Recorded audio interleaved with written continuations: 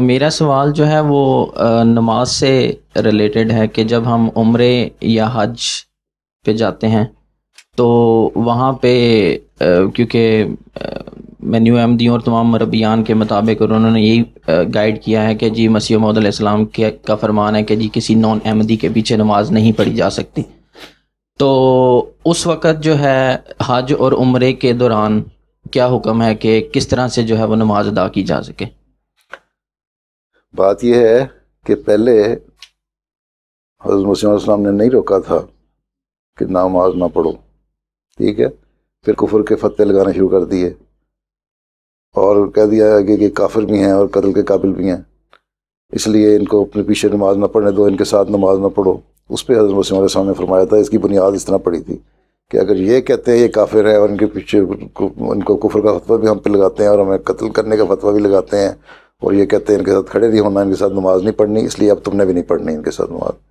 اور اس لیے نہیں پڑھنی کہ یہ تو اپنے خود دنیا کے بنائے ہوئے امام ہیں اور مجھے اللہ تعالیٰ نے بھیجا ہے، میں وہ امام ہوں جس کی پیش گوئی حضرت صلی اللہ علیہ وسلم نے فرمائی تھی اور اللہ تعالیٰ نے مجھے امام بنایا، ٹھیک. تو اس لیے اب احمدی ان کے پیچھے نماز نہ پڑھیں. یہ ہے اس کی بیک گراؤنڈ.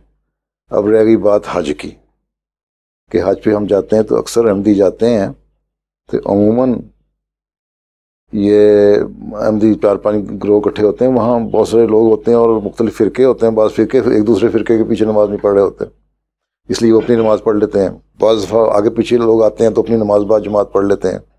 تو احمدی کئی اکٹھے ہو جاتے ہیں تو اپنی نماز بعد جماعت ادا کر لیتے ہیں. لیکن اگر کوئی ایسی صورتحال پیدا ہو جائے کہ کوئی رستہ نہ ہو اور آپ نکل بھی نہیں سک رہے اور وہاں آپ کو ویسے بھی ایک خطرے والی حالت بھی ہو جاتی ہے اور پھر بڑی آؤٹ پوزیشن ہو جاتی ہے، تو اس میں نماز پڑھ لیں، لیکن اس نیت سے پڑھیں کہ میں گھر جا کے اپنی نماز بھی پڑھ لوں گا. حضرت خلیفۃ المسیح ثانی رضی اللہ عنہ حج پہ گئے تھے. وہاں جب گئے ان کے ساتھ ایک اور احمدی تھے، وہاں ایک ایسی صورتحال پیدا ہو گئی کہ وہ نکل نہیں سکتے تھے وہاں سے. خیر انہوں نے نماز پڑھ لی. انہوں نے کہا نماز پڑھ تو میں دل نہیں چاہ رہا میرا پڑھنے کو. دوسرے ساتھی نے کہا کہ حضرت خلیفہ اول، اس وقت خلیفہ اول کا زمانہ تھا، کہ انہوں نے فتویٰ دیا کہ ایسی صورتحال ہو تو نماز پڑھ لو.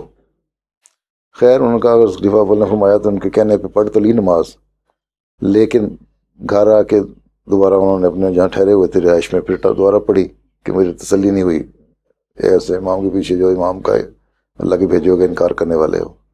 واپس پہنچے قادیان، حضرت خلیفہ مسیح اول کی معاملہ پیش ہوا تو آپ نے فرمایا کہ جس شخص نے مجھ سے پوچھا تھا اس کے ایمان کی کمزور حالت تھی، اس لیے اس کو میں نے کہہ دیا تھا کہ تمہاری ایمان کی اجازت ہے، تمہیں خوف زدہ رہنا ہے تم نے، تو ٹھیک ہے تم موقع پہ پڑھ لو لیکن پھر علیحدہ بھی پڑھ لینا، یہ میں نے اس کو کہا تھا.